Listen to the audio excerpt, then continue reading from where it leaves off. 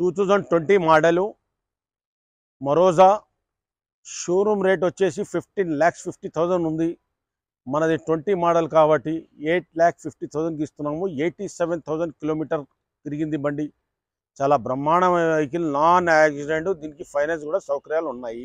4 లక్షల దాకా ఫైనాన్స్ కూడా చేపిస్తాను. మీరు వచ్చేయండి.